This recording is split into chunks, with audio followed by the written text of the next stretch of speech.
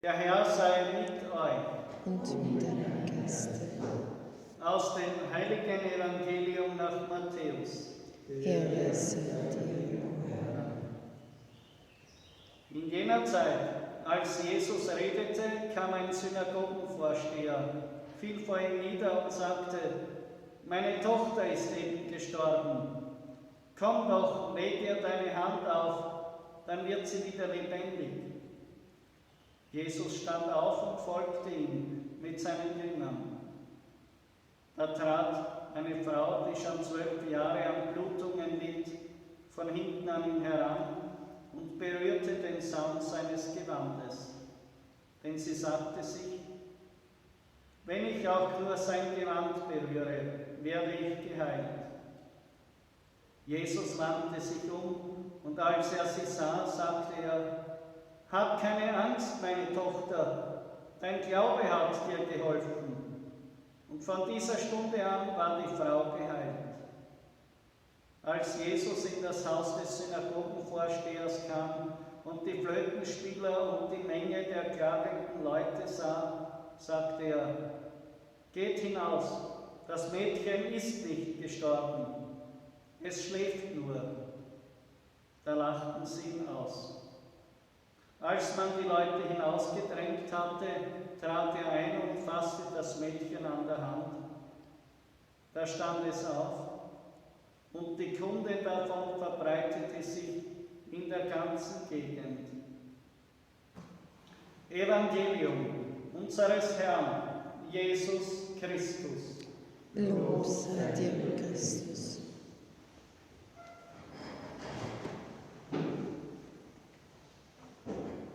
Meine Lieben, wir haben in der Lesung gehört: Ich traue dich mir an auf ewig. Ich traue dich mir an um den Brautpreis von Gerechtigkeit und Recht, von Liebe und Erbarmen. Ich traue dich mir an um den Brautpreis meiner Treue. Dann wirst du den Herrn erkennen. Die Kirche, das heißt jede einzelne Seele, die dazu bereit ist, wirklich Kirche zu sein, ist die Braut des Herrn. Und Jesus sagt: Ich traue dich mir an um den Brautpreis von Gerechtigkeit und Recht, von Liebe und Erbarmen. Kurz gesagt, den Brautpreis bezahle ich für dich, der am Kreuz stattfindet. Das ist der Brautpreis. Das ist der Brautpreis, den ich für dich bezahle. Deine Gerechtigkeit und Liebe. Das ist das, was ich für dich erwirkt habe am Kreuz, damit du mir Braut sein kannst, deine Seele, dein Denken, Reden und Tun. Das ist das, was ich dafür gegeben habe. Was sagst du dazu? Ist dir das bewusst? Berührt dich das? Wozu bewegt es dich? Was heißt das für dich? Wer bin ich dadurch für dich? Das fragt uns Jesus vom Kreuz herab, wenn er auf uns runterschaut. Ich traue dich mir an um den Brautpreis meiner Treue, die Treue des Herrn, die bis in den Tod hineingeht. Glauben wir das?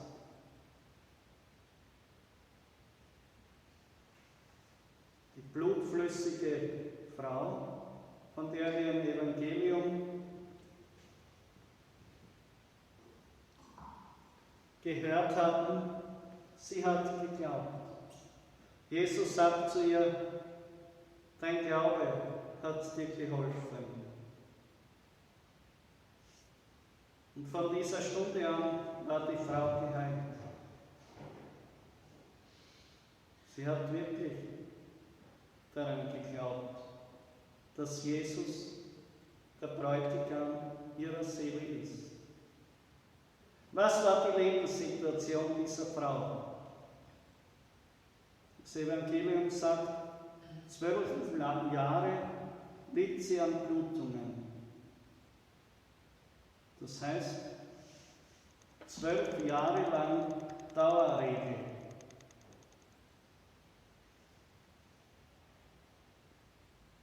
Nur eine Frau kann annähernd sich vorstellen, was das bedeutet. Und das nicht und nicht aufhört und nichts hilft. Es ist Verzweiflung. Dazu kommt noch, dadurch ist sie unrein geworden, kultisch unrein. Das heißt, niemand durfte in ihre Nähe kommen oder gar sie berühren, sonst gibt es komplizierte Waschungen, damit man dann in den Tempel gehen kann, damit man selbst nicht dann praktisch diesen Virus der Unreinheit an andere weitergibt und man andere kultisch unrein macht. So ähnlich wie jetzt mit dem Coronavirus. Sie wird total gemieden von allen. Wahrscheinlich die meisten Ärzte, die ja sowieso nicht helfen hätten können, haben es sowieso schon so weggeschickt, bevor sie sich um sie gekümmert hätten. Die Isolation vom Tempel. Der einzige Ort, in die Gegenwart Gottes zu kommen, das ist ja nicht so gewesen wie bei uns, wo wir gesagt haben, wo wir sagen, Gott ist überall, ganz besonders natürlich in der Kirche. Für einen gläubigen Juden ist das überhaupt nicht so. In die Nähe Gottes zu kommen, das geht nur im Tempel, der ihr irgendwie helfen hätte können und da darfst du schon gar nicht hinein. Total ausgeschlossen von allem.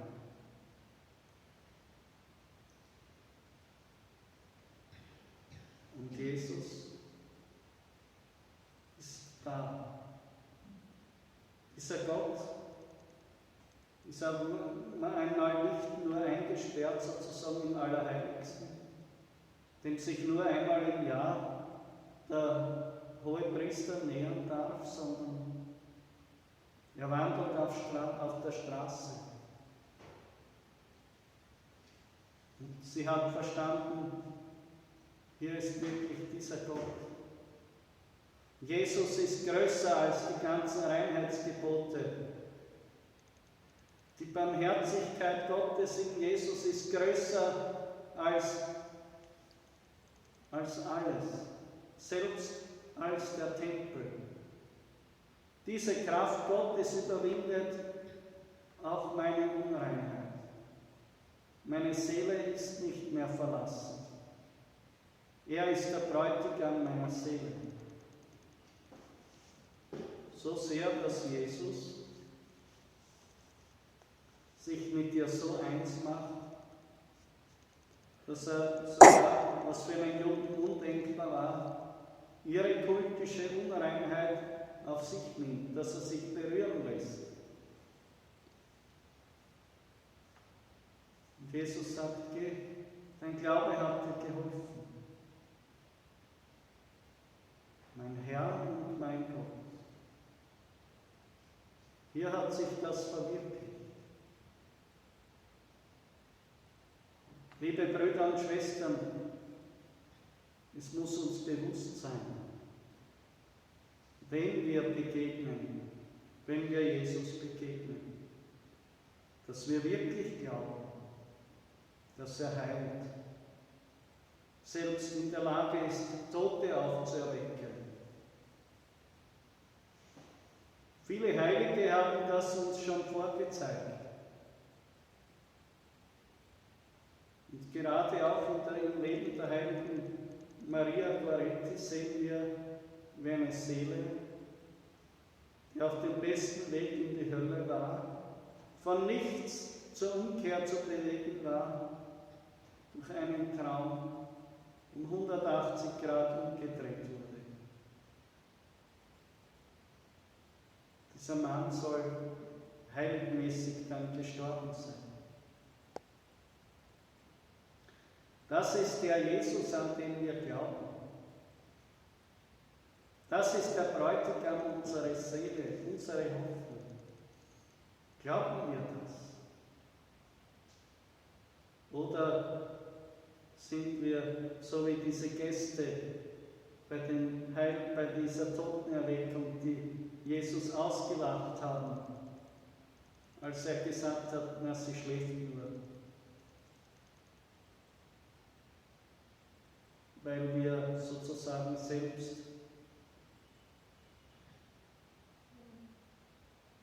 die Hoffnung verloren haben, dass Gott wirklich auf alles eine Handlung und eine Antwort hat.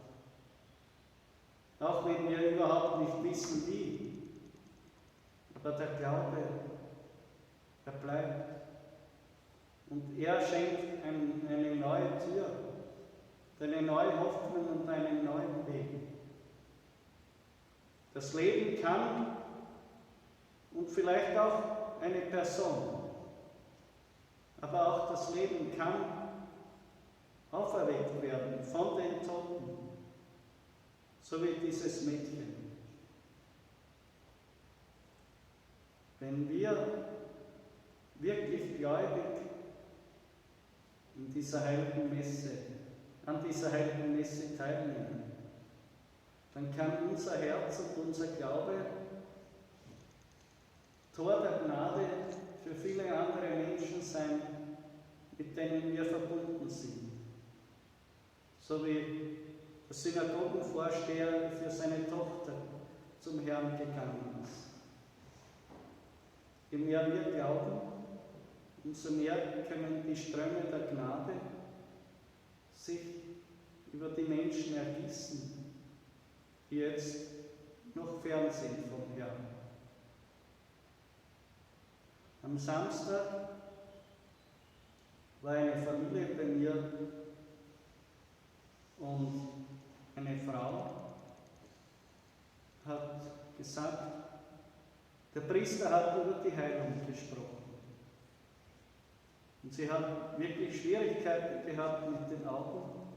Und das war keine Hilfe.